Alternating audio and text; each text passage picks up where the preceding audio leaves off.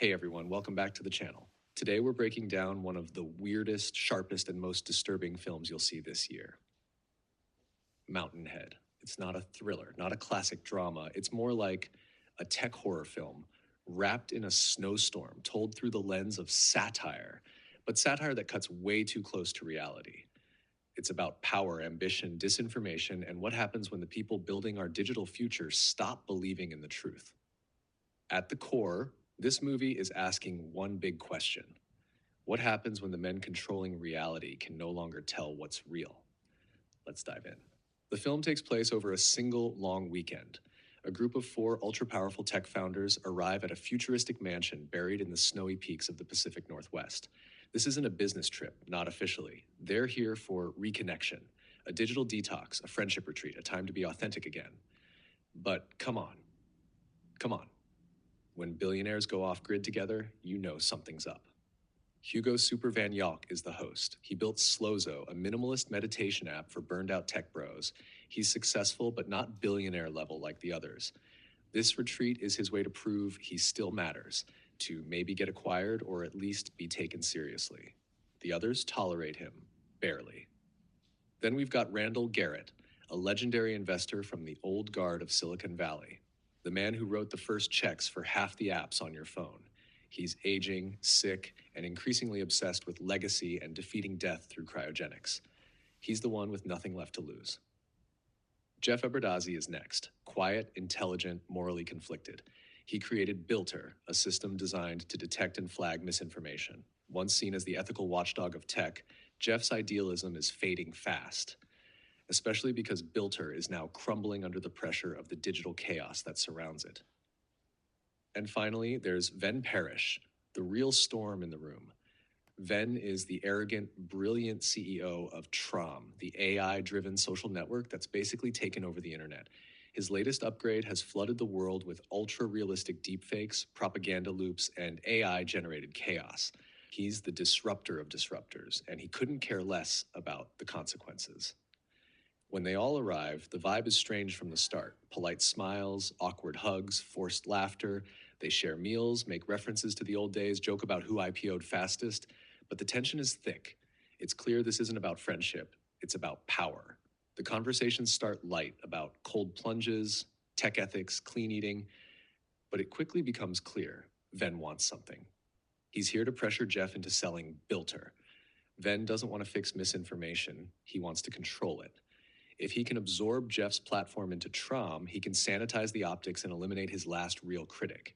Jeff refuses. He still believes in truth, at least some version of it. But he's tired. You can see it in every word he says.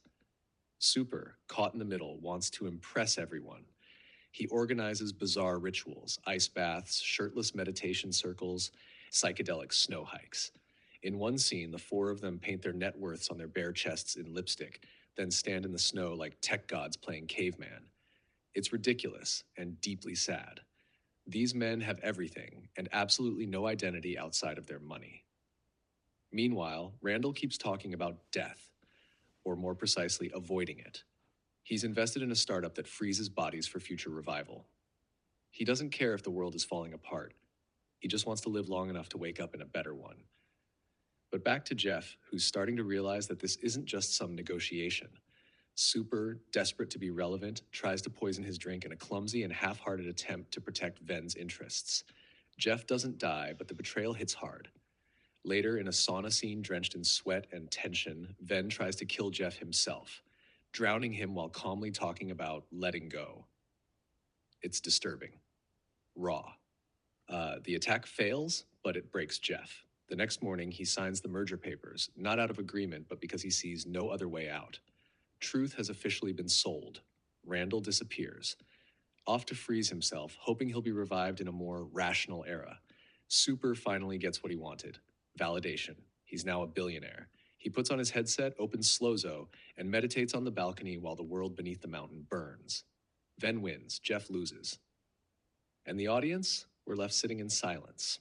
But here's where Mountainhead goes from clever to dangerous. Because this story, it's not fiction. It's barely even an exaggeration.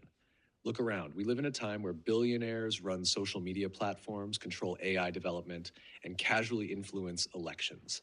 Tech CEOs tweet like kings, algorithms shape public opinion, and truth is now negotiable. Ven Parish is a mirror of every CEO who launched a feature without thinking about its consequences. Jeff is every idealist who watched their creation get twisted into something dark. Randall is the investor who's given up on fixing the system and is just trying to survive it. He's the face of the modern startup founder, clinging to relevance by selling calm to a society that his industry helped unravel. What Mountainhead does brilliantly is strip away the buzzwords and show you the raw human side of tech culture. Its absurdity, its desperation, its detachment from reality. These men have influence beyond presidents, but emotionally, they're still just kids who never learned how to lose. So, what do we take away from this? First, power without accountability will always drift toward chaos. Second, when truth becomes a business asset, no one is safe, not even its creators. Third, the real danger isn't that the powerful are evil, it's that they're indifferent. We expect these people to guide society, but what if they don't care? What if they're too busy performing dominance rituals in snowy bunkers to notice the damage they've done? Mountainhead is a warning, a fable, a tech world Lord of the Flies told with drones and AI instead of spears. And it ends exactly the way it should, with no justice, no lesson, just a few men, a lot of snow, and the uncomfortable feeling that maybe, just maybe, this is already happening. If you found this breakdown insightful, make sure to hit that like button, drop a comment, and let me know what film you want me to unpack next. Until then, stay awake, stay informed, and remember, the people shaping our future might not be smarter than you. They're just better at pretending they know what they're doing. See you in the next one.